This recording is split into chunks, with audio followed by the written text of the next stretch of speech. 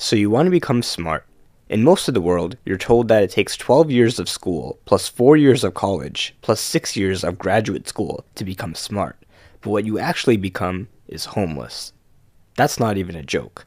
But on the bright side, when you make a Reddit post about how you can't get a job, you can do it in perfect English. If you haven't guessed by the title, becoming smart is actually very easy. Even if you think your genetics make you dumb, if you compare yourself to every other animal, you're actually pretty overpowered. When people like you and me say we want to get smarter, it means a bunch of things. We want to learn useful skills, ideally skills that make money. We want to be good at solving problems, hopefully for money. We want to get better grades and learn difficult subjects to make more money, and also to flex on people. And lastly, we want to sound smart in conversation, just enough so people respect you, but not too much to the point where people think you're a nerd. The problem is, most advice on the internet is so vague and philosophical that even if it works, the only people who could actually follow it are Oprah and Socrates. And if you instead look for specific advice that you can actually try right now, this is what you get. Eat blueberries cause they're brain food. Drink black coffee. Exercise. Sleep more. Take IQ tests. Listen to classical music. These things sound good, but at some point you have to, actually learn stuff. Besides, even in the past, there have been some geniuses who've spent the whole day sitting at a desk, getting 2 to 4 hours of sleep a day. So what can you actually do to get smarter that's not just the same 6 brain hacks from a Facebook post copied and pasted from a WikiHow article inspired by a quote spray painted on a New York subway wall? The main thing you need to do is read. What kind of reading? It depends. Fiction is good for learning to read faster, and it gives you a better vocabulary. Also, if you read a lot of dialogue, it makes you feel like you have friends. But most people go straight for nonfiction, which indeed is the key to being able to casually drop interesting knowledge in conversations. For example, just by reading this book, you can come off to anyone in conversation as someone who knows history. The key is to not be obnoxious about it. Crazy how we evolved from chimpanzees, right? Well, actually, evolution is non-linear, and several human-like species inhabited Earth simultaneously, none of which could even be remotely considered as chimpanzees. While this is considered polite by the standards of a YouTube comment section, in real life, saying "well actually" before proving someone wrong will make you instantly unlikable. Change the "well" to an "easy," and now we're talking. Let's redo that conversation. Crazy how we evolved from chimpanzees, right? It is crazy, right? I was reading the other day and apparently humans and chimpanzees...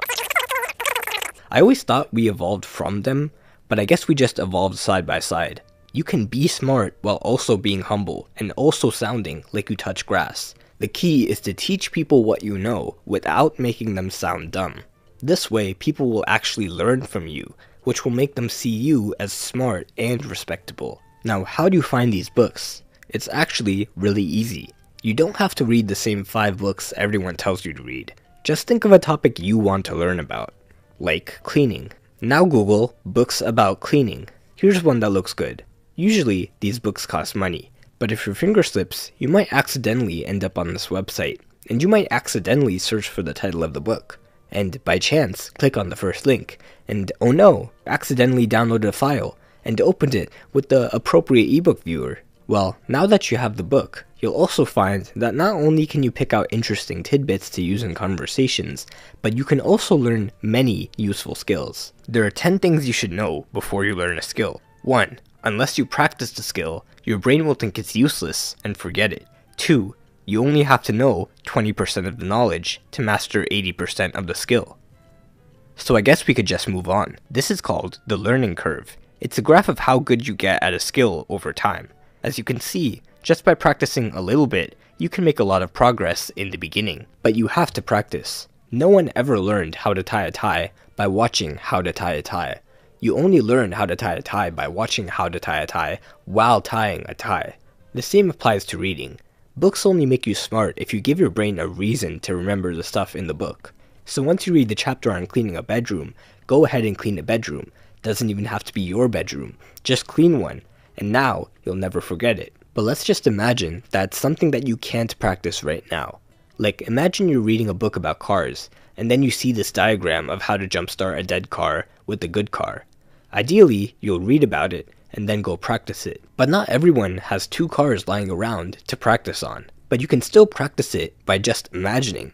Imagine the moment where you'll need to know how to jumpstart a car.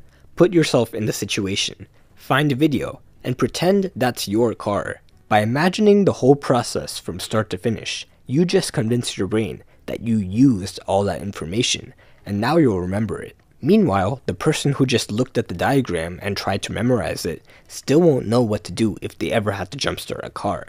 This is how you get smart. Use everything you learn, and if you can't, imagine yourself in the moment where it'll be useful. This is basically how the entire school system works. You learn a piece of information, and because it'll be like 15 years before you actually use it, your teacher creates an imaginary situation where that information is useful. That is, a test. An exam that has questions on that exact piece of information, and if you get it wrong, you fail. Or in South Korea, you get prison time. Just kidding, that's only if you cheat. This is usually enough to make your brain at least attempt to remember the information. The only problem is, once the test is over, your brain says it's not useful anymore, and you forget it. Some people think repetition, or spaced repetition, or studying in intervals, or mind mapping will help them get better grades and learn faster. But in reality, doing practice questions will give you the most results, because they simulate the actual situation in which you'll need to use what you learned. If you don't have any practice questions, make your own, and convince yourself that the stakes are high. Like, pretend that you're hanging off a cliff by one arm, and someone's there to pull you up, but only if you can name all the parts of a human cell.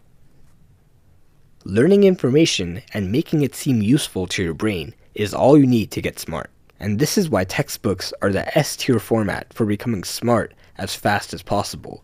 There's no fluff, no hand-holding, no distractions, just pure information, and a bunch of practice questions. And if you can't solve them, you have to flip all the way to page XXXVVIII in the appendix to get help. Textbooks aren't for the casual learner, because it's not as fun as watching a YouTube video on the topic and forgetting it all an hour later. But if you're ever up to the challenge, there is a website you might accidentally end up on, where you could accidentally download free textbooks on any subject you want. But before you do that, I'm collecting donations in the form of subscribes to fund the next video.